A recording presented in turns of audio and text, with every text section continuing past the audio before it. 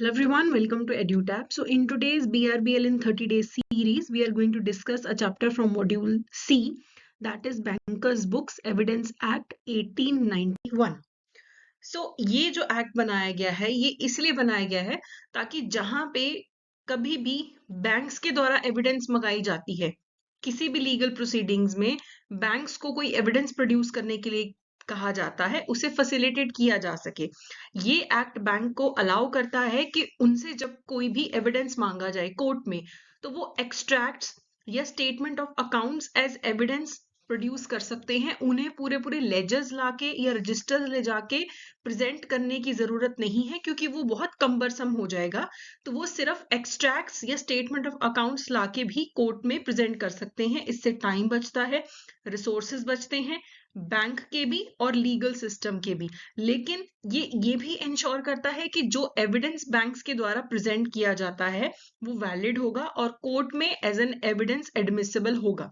अभी जो एक्ट है बैंकर्स बुक एविडेंस एक्ट, ये पूरे इंडिया में लागू होता है except for Jammu and Kashmir. Jammu and Kashmir के पास ऐसा काफी सिमिलर एक लेजिस्लेशन है, quite similar to the bankers book evidence act. अब कुछ इंपॉर्टेंट टर्म्स देख लेते हैं।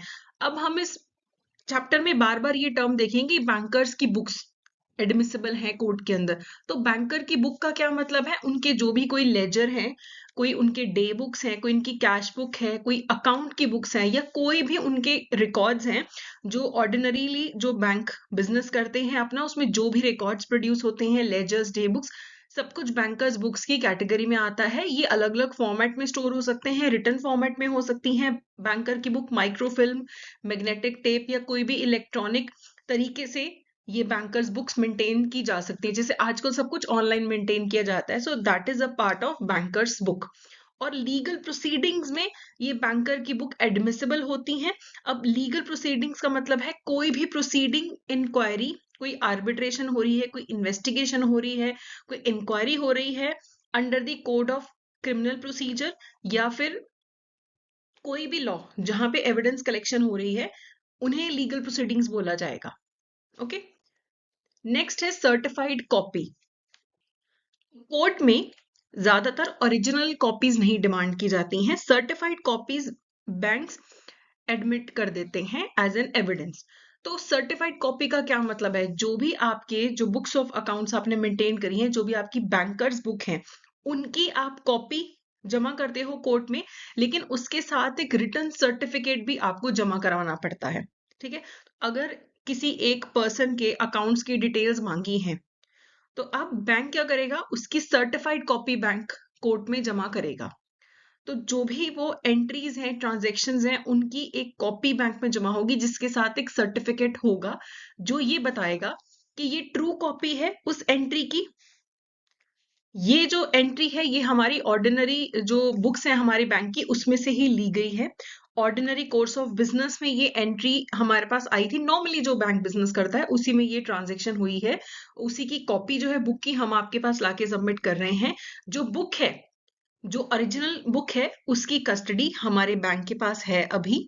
और हो सकता है कि ये जो कॉपी किसी मैकेनिकल प्रोसेस से, किसी प्रोसेस से, जैसे आपने प्रिंट आउट वगैरह निकाल दिया, वैसे हमने प्रोड्यूस करी है, लेकिन एक्यूरेसी है कॉपी के अंदर। ठीक है, तो उसका भी सर्टिफिकेट ऐड करना पड़ता है कि हमने जिस भी तरीके से इस कॉपी को ऑब्टेन किया है, बिल्कुल एक्यूरेट कॉपी है ओरिजिनल का। अगर जो ओरिजिनल बुक्स हैं अगर वो डिस्ट्रॉय हो चुकी हैं कॉपी लेने के, ओरिजिनल बुक है अगर वो डिस्ट्रॉय हो चुकी है, तो उसका भी एक सर्टिफिकेट ऐड करना पड़ता है सर्टिफाइड कॉपी में, कि जो ओरिजिनल बुक है वो डिस्ट्रॉय हो चुकी है, उसका भी सर्टिफिकेट ऐड करना पड़ेगा। और ये जो सर्टिफिकेट ऐड किए जाते हैं उसमें डेट होनी चाहिए है, और जो प्रिंसिपल अकाउंटेंट है बैंक का या जो मैनेजर है बैंक का, उसका नेम, ऑफिशियल टाइटल, उसके साथ डेट, साइन, सब कुछ होना चाहिए।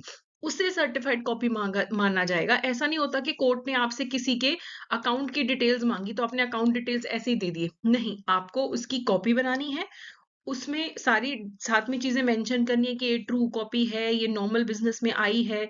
अगर उसकी ओरिजिनल बुक फट गई है या कुछ डिस्ट्रॉय हो गया है, वो भी आपको लिख के देना पड़ता है, और सर्टिफिकेट साथ में साइन करके देना पड़ता है, या प्रिंसिपल अकाउंटेंट या फिर मैनेजर, तब उसे सर्टिफाइड कॉपी माना जाता है, तब वो कोर्ट में एडमिसिबल होती है। अगर आपने प्रिंट आउट निकाल के दिया है, अगर आपने प्रिंट आउट निकाल के दिया है, तो देखो एक तो प्रिंसिपल अकाउंटेंट या मैनेजर साथ में सर्टिफिकेट तो देता ही देता है, लेकिन साथ में जो person in charge of the computer system होता है, वो एक तो कंप्यूटर सिस्टम का ब्रीफ डिस्क्रिप्शन भी भेजेगा और साथ में कुछ एक्स्ट्रा पर्टिकुलर्स भी सर्टिफाई करके देगा। पहली बात वो ये लिख के देगा कि सिर्फ ऑथराइज्ड पर्सनल के पास इस कंप्यूटर सिस्टम का एक्सेस है, या डाटा मॉडिफाई करने का जो एक्सेस है वो सिर्फ ऑथराइज्ड पर्सनल के पास है। हमने पूरे मेजर्स लिए हैं कि कोई भी हमारे जो कंप्यूटर सिस्टम्स हैं उनमें कोई भी अनऑथराइज्ड चेंजेस नहीं कर सकता है, अगर करेगा तो डिटेक्ट हो जाएंगे। उसके बाद हमारे क्या प्रोसीजर्स हैं अगर कोई डाटा लॉस होता है उसकी रिकवरी करने के लिए, हमारे पास क्या मेथड्स हैं डाटा को एक मीडिया से दूसरे मीडिया में ट्रांसफर करने के लिए। जैसे कई बार क्या होता है, आप मेन सिस्टम में से पेन ड्राइव में ट्रांसफर कर रहे हो, कहीं पे भी डाटा ट्रांसफर कर रहे हो, तो उसके लिए हमारे पास क्या मेथड्स हैं, और हम कैसे वेरीफाई करते हैं कि जब हम डाटा कॉपी करते हैं, ट्रांसफर करते हैं, तो वो एक्यूरेटली ट्रांसफर होता है। हमारे पास क्या आइडेंटिफिकेशन मेथड्स हैं डाटा स्टोरेज डिवाइसेस के लिए। जो हमारे स्टोरेज डिवाइसेस है जिनमें सारा डेटा सेव होता है, उनको स्टोर करने का और उनकी कस्टडी को लेके क्या अरेंजमेंट्स हैं। हमारे सिस्टम को कोई टेम्पर ना कर सके उसके सेफगार्ड करने के लिए हमारे पास क्या मेजर्स हैं, या कोई भी ऐसी चीज जिसके थ्रू वो जो इंचार्ज पर्सन है कंप्यूटर सिस्टम का, ये इंश्योर कर सके कोड को कि इंटेग्रिटी और एक्यूरेसी ऑफ सिस्टम पूरे तरीके से इंश्योर्ड है, वो सब कुछ उसको लिख के देना है सर्टिफिकेट में। ठीक है, जो भी पर्सन कंप्यूटर सिस्टम का इंचार्ज है। उसके बाद एक एडिशनल सर्टिफिकेट उसी सेम पर्सन को और देना पड़ता है, ये कंफर्म करते हुए कि जब हमने ये डेटा कंप्यूटर सिस्टम से लिया है तो कंप्यूटर सिस्टम प्रॉपरली चल रहा था, जो भी हमें रेलेवेंट डेटा चाहिए था प्रिंट आउट करने के लिए वो हमारे पास अवेलेबल था, और जो प्रिंट आउट है वो रेलेवेंट डेटा को एक्यूरेटली रिप्रेजेंट करता है, कि कोई इशू नहीं है, तो ये सर्टिफाई करना पड़ता है, तभी ऑथेंटिसिटी ऑफ डेटा को माना जाता है। अब mode of proof of certain entries in bankers book.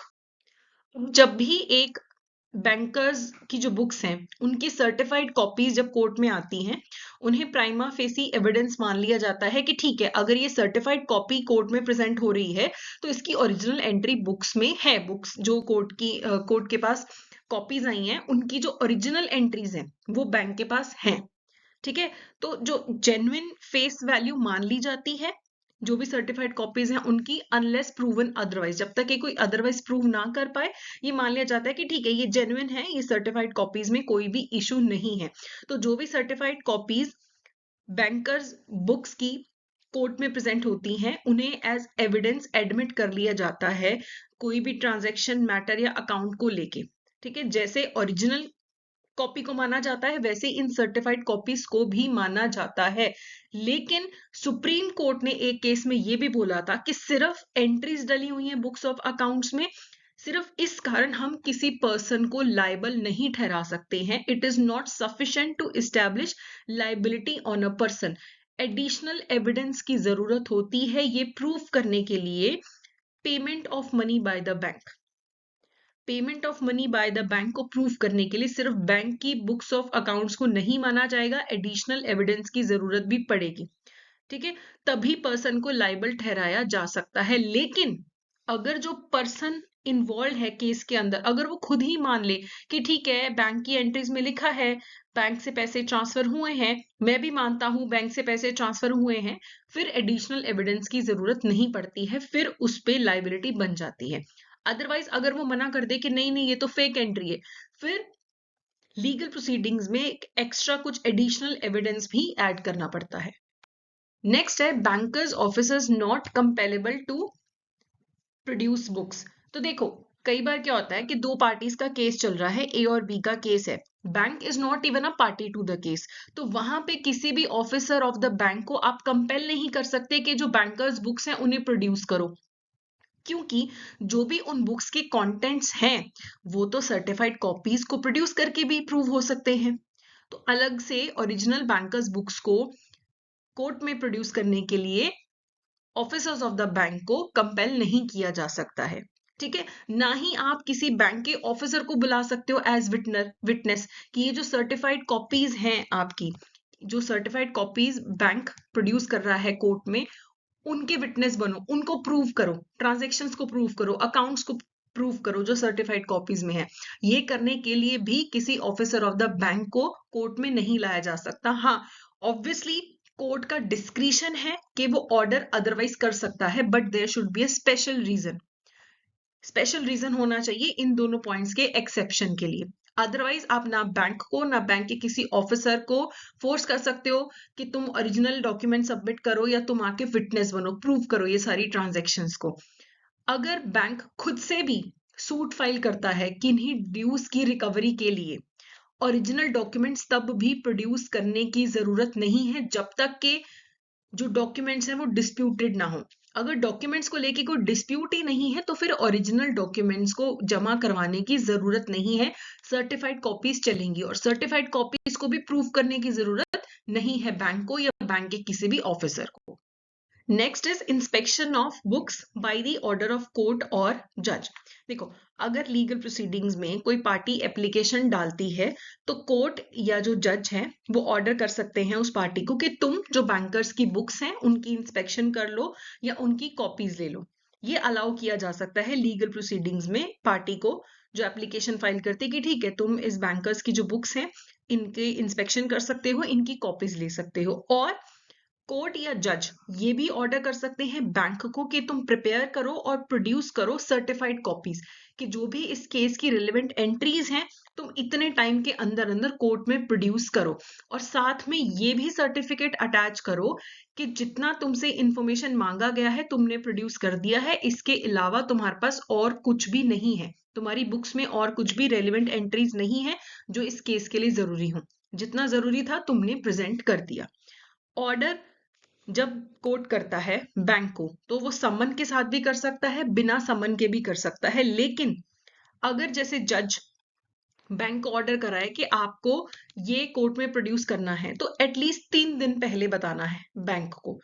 ऐसा नहीं कि वो 3 दिन में 2 तो बैंक हॉलीडेज ही हों, नहीं, 3 क्लियर डेज होने चाहिए जिससे पहले कोर्ट बैंक को बोलेगा कि आपके पास इतना समय है इन ऑर्डर्स को ओबे करने के लिए, हमारे सामने एविडेंस को प्रोड्यूस करने के लिए, जो बुक्स हैं इनकी सर्टिफाइड कॉपीज को प्रोड्यूस करने के लिए। 1-2 दिन नहीं होने चाहिए, 3 दिन, एटलीस्ट 3 डेज होने चाहिए। अब बैंक क्या रिस्पॉन्स करेगा जब उनके पास कोर्ट का ऑर्डर आएगा? या तो वो ऑफर कर देंगे एविडेंस, जो भी बुक्स हैं उनकी सर्टिफाइड कॉपीज या तो कोर्ट में प्रेजेंट हो जाएंगी, या फिर बैंक क्या बोल सकता है कि आप मुझे शो करो कॉज कि आपने ये ऑर्डर क्यों किया है। अगर वो ये शो कॉज कर देते हैं, show cause against the order कर देते हैं, तो फिर कोर्ट फर्दर अब बताएगा कि क्या करना है। सो बैंक के पास ऑर्डर आया कि प्रेजेंट करो एविडेंस, या तो बैंक करेगा ठीक है ये पकड़ो सर्टिफाइड कॉपीज। दूसरा वो क्या करेगा, give notice of their intention to show cause against the order, के ऑर्डर के अगेंस्ट शो कॉज नोटिस वो जारी कर सकते हैं। उस केस में फिर कोर्ट आगे रेलिवेंट स्टेप्स बताएगा, तब फिर बैंक को एविडेंस अभी प्रोड्यूस करने की जरूरत नहीं है, पहले कोर्ट ऑर्डर करेगा, उसके बाद डिसाइड होगा कि फर्दर क्या करना है। Then what about the cost of the application? तो जब भी इस एक्ट के अंडर जो हमारा बैंकर्स बुक एविडेंस एक्ट है उसमें जो भी एप्लीकेशंस फाइल होती हैं, ऑब्वियसली कुछ ना कुछ कॉस्ट इन्वॉल्व होती है। तो ये जो कॉस्ट इन्वॉल्व होगी इसका बर्डन किसके सिर पे आएगा? It will be at the discretion of the court, court decide करेगा। कुछ केसेस में इवन बैंक को भी बोला जा सकता है कि जो भी सामने वाली पार्टी जो केस में इन्वॉल्व है उनका जो भी खर्चा हुआ है बैंक पे करेगा। बैंक को पे करने के लिए वैसे कब बोला जाता है? जब कॉस्ट इसीलिए पड़ी है क्योंकि फॉल्ट बैंक का था या बैंक के इम्प्रॉपर डिले की वजह से सामने वाली पार्टी को कॉस्ट इनकर करने पड़े हैं। कुछ केसेस में ऐसा भी होता है कि सामने वाली पार्टी बैंक्स को पे करती है, तो कोर्ट ऑर्डर करेगा। तो यहाँ पे ऐसा भी हो सकता है कि बैंक को पेमेंट मिलेगी या बैंक को पेमेंट देनी पड़ेगी। दोनों ही जो ऑर्डर होंगे कोर्ट के वो इस तरीके से एनफोर्स किए जाएंगे एज इफ बैंक खुद पार्टी टू द प्रोसीडिंग्स हो। कई बार ऐसा भी हो सकता है ना कि बैंक तो इन्वॉल्व ही नहीं था इनिशियली केस के अंदर, लेकिन जब ये ऑर्डर इन्फोर्स किया जाएगा कॉस्ट ऑफ द एप्लीकेशन को कवर करने का, तो वो ऑर्डर इस तरीके से इन्फोर्स किया जाता है जैसे बैंक खुद पार्टी हो टू द प्रोसीडिंग्स। तो ये हमारा ये चैप्टर था, काफी छोटा सा चैप्टर है और काफी इसमें थोड़ा क्रैमिंग का पार्ट है, बट अगर आप एक बेसिक सेंस ले लें इस चैप्टर का, so it is easy to understand. Now let's discuss some MCQs regarding this. So why was the Bankers Book Evidence Act 1891 enacted in relation to the evidence of bank records? तो बोल रहे bank records के relation में bankers book evidence act क्यों लाया गया? To mandate that all bank records be kept in digital format, कि सारे बैंक रिकॉर्ड्स को डिजिटल फॉर्मेट में रखा जाए कोर्ट प्रोसीडिंग्स के लिए. To restrict the use of bank records in legal proceedings unless approved by a regulatory body, कि bank records की जो लीगल प्रोसीडिंग्स में यूजेज है उसको रिस्ट्रिक्ट किया जाए जब तक कि रेगुलेटरी बॉडी ना रिकॉर्ड करे. या फिर to require banks to maintain all customers accounts in the standardised format, या फिर to allow the production of extracts and statements of accounts from bank books as evidence in legal proceedings. कि हम allow करें कि जो bank की books हैं उनके जो एक्सट्रैक्ट्स हैं स्टेटमेंट्स हैं उन्हें यूज किया जा सके लीगल प्रोसीडिंग्स में. तो यही करेक्ट आंसर है. बैंकर्स बुक एविडेंस इसीलिए लाया गया ताकि जो बैंक की बुक्स हैं उनके एक्सट्रैक्ट्स हैं उनके स्टेटमेंट्स ऑफ अकाउंट्स हैं उन्हें लीगल प्रोसीडिंग्स में यूज किया जा सके. Next is, what is the evidentiary value of a certified copy of an entry in the banker's book in legal proceedings according to the Bankers Book Evidence Act 1891? So it is considered the same as an affidavit and requires additional evidence for support. It must be verified by an external auditor before it can be admitted as evidence. It can only be used as a supporting evidence when the original entry is unavailable. It is received as a prima facie evidence of the existence of the entry and is as admissible as the original entry itself. तो यहाँ पे भी D correct answer है. अगर bankers की जो books हैं, जो बैंकर्स के जो अकाउंट्स होते हैं, उनकी कोई सर्टिफाइड कॉपी है किसी एंट्री की, अगर उसे लीगल प्रोसीडिंग्स में यूज किया जाता है एज एन एविडेंस, तो उसे किसी एडिशनल सपोर्ट की जरूरत नहीं है, कोई ओरिजिनल एक्स्ट्रा सपोर्ट की जरूरत नहीं है, उसे मेन एविडेंस के तौर पे यूज किया जा सकता है. ठीक है, जो सर्टिफाइड कॉपी है उसको वैसे ही कोर्ट में सबमिट किया जा सकता है जैसे कि ओरिजिनल एंट्री की वैल्यू होती है, वैसी उस सर्टिफाइड कॉपी की भी वैल्यू होगी. Next is, under which condition is an officer of a bank not compelled to produce bankers books or testify about the contents in legal proceedings according to the section 5 of the Bankers Book Evidence Act 1891? कहते कौन सी ऐसी condition है जहां पे एक जो officer है bank का वो कंपेल्ड नहीं है कि वो बुक्स प्रोड्यूस करे या फिर टेस्टिफाई करे लीगल प्रोसीडिंग्स में. मतलब उस पर कोई जोर जबरदस्ती नहीं है, कंपेल नहीं किया जा सकता. When the bank is actively disputing the contents of the books, when the bank itself has filed a suit for recovery, when the bank is not a party to the proceedings and the contents can be proved by certified copies, when the bank has destroyed the original documents after digitizing them. देखो, अगर bank proceedings जो court में proceedings चल रही है ना ही उसमें party है, ना कोर्ट में बैंक ने केस किया है, ना बैंक के अगेंस्ट हुआ है, और सर्टिफाइड कॉपीज से भी काम चल सकता है, तो बैंक वालों पे कोई जबरदस्ती नहीं है कि उन्हें बुक्स ओरिजिनल प्रोड्यूस करनी है या उन्हें टेस्टिफाई करना है जाके, क्योंकि ना बैंक ने खुद पार्टी नहीं है उस केस के अंदर, तो बैंक को कोई भी कंपेल नहीं कर सकता. Fourth and the last question is, evaluate the following statements to determine which accurately describe the process of court-ordered inspection of bankers' books according to the section 6 of the Act.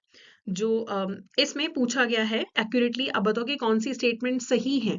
जो process होता है court में जो books की inspection होती है उसके regarding. Any party to a legal proceeding can apply to the court और जज to inspect and take copies of any entries in the bankers books relevant to the proceedings. तो अगर प्रोसीडिंग्स के लिए रेलिवेंट है तो बैंक की जो बुक्स है उनकी जो कॉपीज हैं उन्हें इंस्पेक्ट किया जा सकता है. The court can order the bank to produce certified copies of all relevant entries within a specified time along with a certificate stating no other relevant entries exist. तो कोर्ट अगर मांगेगा bank से कि तुम प्रोड्यूस करो certified copies, तो bank को produce करनी पड़ेंगी. ठीक है, और ये भी बताना पड़ेगा कि यही है हमारे पास 100 एंट्रीज और कुछ नहीं है हमारे पास रेलिवेंट. ठीक है, तो ये सही है. The bank must be given 5 days clear notice excluding bank holidays before complying with the order unless the court and जज डायरेक्ट अदरवाइज. तो ये गलत है. जब भी बैंक को 3 दिन का क्लियर नोटिस मिलना चाहिए, 5 नहीं 3 दिन का क्लियर नोटिस मिलना चाहिए बैंक हॉलीडेज को हटा के कोर्ट के ऑर्डर्स को मानने के लिए. ठीक है, 5 नहीं 3 दिन. तो ये वाला स्टेटमेंट आपका गलत है, तो थर्ड तो आएगा नहीं. ठीक है, चलो. The bank can challenge the court's order at any time and must produce the books at the trial if it offers to do so. तो बैंक जो है कोर्ट के ऑर्डर को चैलेंज कर सकता है and must produce the books at the trial if it offers to do so. तो bank जो है क्या कोर्ट के ऑर्डर को चैलेंज कर सकता है? तो यस, कर सकता है।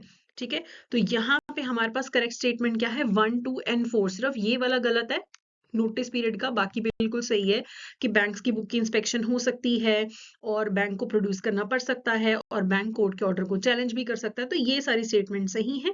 क्लियर डे नोटिस वाली जो स्टेटमेंट आपकी गलत है।